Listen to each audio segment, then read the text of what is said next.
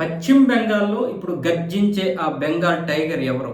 ఇప్పటి వరకు దీదీ దీదీ అని పేరు చెప్పి రాష్ట్రాన్ని దోచుకోవడమే కాకుండా, అవినీతితో అక్రమాలు చేయడమే కాకుండా, రోహింగ్యాలతో నింపేసి పశ్చిమ బెంగాల్ని ఒక బంగ్లాదేశ్గా చేసినటువంటి మమతా బేగంని ఇంటికి పంపించేశారు. అయితే ఇప్పుడు దాన్ని మళ్ళీ పూర్వస్థానంలోకి తీసుకురావడానికి ఆ రాష్ట్రానికి ఎవరు ముఖ్యమంత్రి అంటే సువేందు అధికారి మొదటి స్థానంలో ఉంటారు. ఎందుకంటే ఆయన గత 5 సంవత్సరాలుగా ప్రతిపక్ష నేతగా ఉండడమే కాకుండా అనేక మందితో అవమానాలు పడ్డారు. టీఎంసీ నేతల్ని ఎదుర్కొన్నారు. ఆ గోండాల్ని ఎదుర్కొని నిల్చున్నటువంటి వ్యక్తి సువేందు అధికారి. ఆయన మమతా బేగంను ఓడించినటువంటి చరిత్ర కూడా ఉంది ఆయనకి, అంటే ఎమ్మెల్యేగా. మరి ఇప్పుడు ఇంకొక వ్యక్తి ఎవరంటే దిలీప్ ఘోష్. ఈయన మాజీ పార్టీ అధ్యక్షుడు, అంటే పశ్చిమ బెంగాల్ రాష్ట్రానికి అధ్యక్షుడిగా ఇంతకు ముందు చేశారు.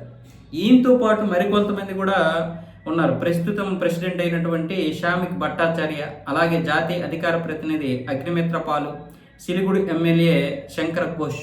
ఈ పేర్లు అయితే ప్రస్తుతానికి ముఖ్యమంత్రి స్థానంలో ఉన్నాయి. అంటే ఈ 5గురిని బీజేపీ పరిశీలిస్తుంది.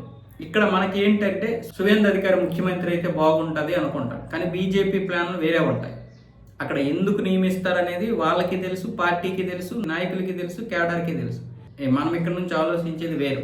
కానీ మనకైతే సువేందు అధికారి ఉంటేనే బాగుంటుంది. ఎందుకంటే మమతా బేగంని ఎదిరించి ఒడ్డాడి ఆమె రౌడీలతో చాలా వరకు తిట్లు తిన్నాడు. పైగా ఆ రౌడీలు ఈయన్ని చాలా ఇబ్బందికి గురి చేశారు.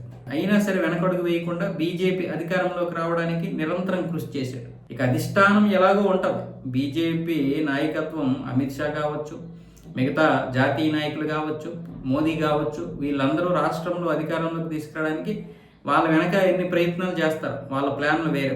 కానీ ముందుండి నడిపించడానికి ఒక వ్యక్తి కావాలి కదా, అలాంటి వ్యక్తి సువేందు అధికారి. మనకి ఇప్పుడు తెలంగాణలో కొరబడింది ఏంటి? ముందుండి నడిపించడానికి ఒక వ్యక్తి లేడు. అలాంటి వ్యక్తి లేనందుకే ఈరోజు తెలంగాణలో అధికారంలోకి దూరం అయిపోతున్నాం. కానీ పశ్చిమ బెంగాల్లోనే కాదు, బీజేపీ పాలిత ప్రాంతాల్లో ఒక నాయకుడు ఉంటాడు ముందుకు నడిపించడానికి. అలాంటి వ్యక్తి సువేందు అధికారి. ఆయనకి ముఖ్యమంత్రి పదవి ఇస్తే బాగుంటుందని నేను అనుకుంటున్నాను. మరి ఎవరికి ఇస్తే బాగుంటుందో మీరు కామెంట్ రూపంలో తెలియజేయండి.